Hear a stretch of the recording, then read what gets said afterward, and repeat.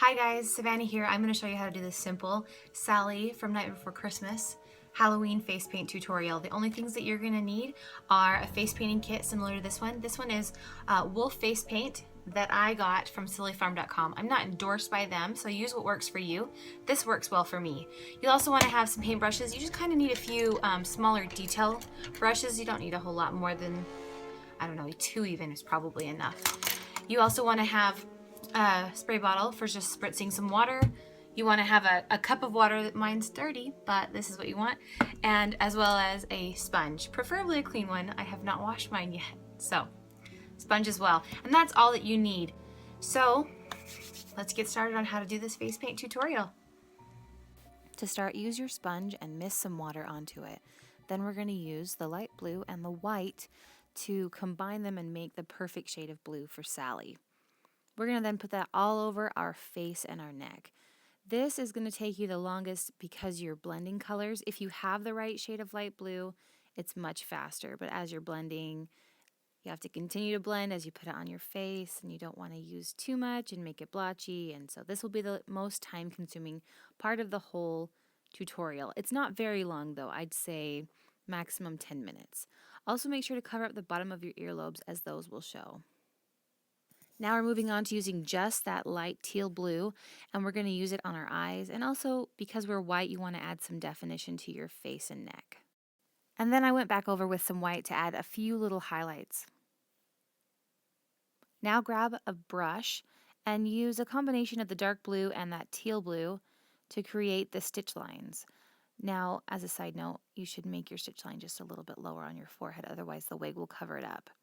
Then you also want to add just a few defining lines on the insides of your eyes, and also underneath. She kind of has bags. Also, you may want to move your stitches a little bit higher onto your neck, depending on where your costume lies. Also, make sure to underline the under part of your eyes with this blue color. I underlined the top as well, but I go back over it with black, so that doesn't matter.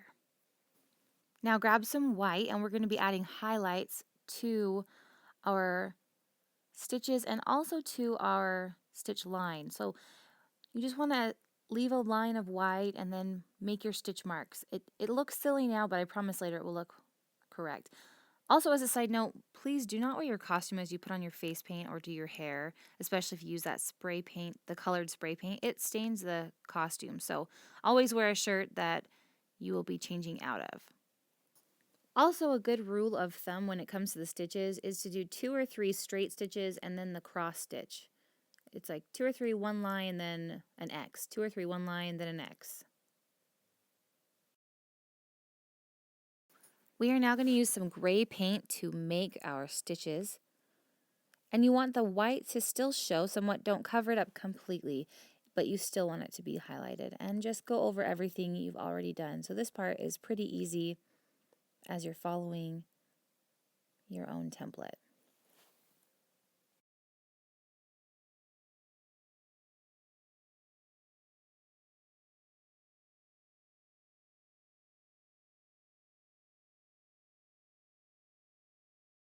Here you can use red paint or lipstick depending on which you prefer. My lipstick always rubs off, so I like paint a little bit better. An important note with her bottom lip, it is not quite straight on her face. It is slightly askew. You can make yours more defined, but I like mine to be just subtly off, so you can only barely tell that her lip is a little bit longer or lower on one side. Now using some black paint, we're going to make the eyelashes. Now this was a little bit of trial and error for me. I learned after the second time that the best way to go is from the top down instead of the first time, which was from the bottom up. So you'll see the second eye is a lot faster. So I'd definitely do that when you're doing it. Avoid blinking at this point so that you don't get paint smudged or smeared. Also, apply eyeliner along the top of your lids in a very thick fashion so that your eyelids almost appear to be gone, so that the eyelashes look very natural. And I forgot to apply mascara, but you probably want to do that for your final look. And that's it. Add a red wig and your costume and you're complete. So to make your red wig, it's fairly simple. The only things that you're going to need, I spent less than $5.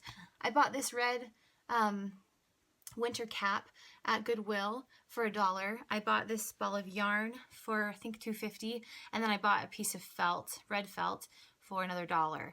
And you sew your yarn to the red felt after you've measured it out, and you just use a sewing machine, sew it to the felt, and then I glued it to the red cap, and that was it.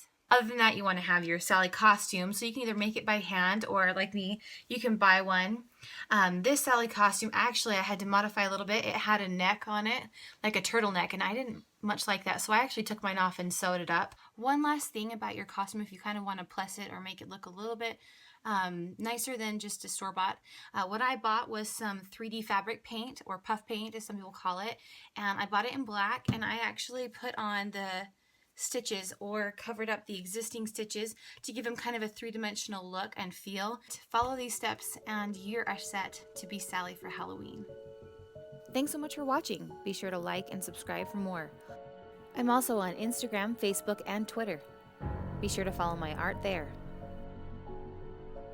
To remove the face paint once your activity is over, the best thing to use is a makeup facial wipe or even a baby wipe.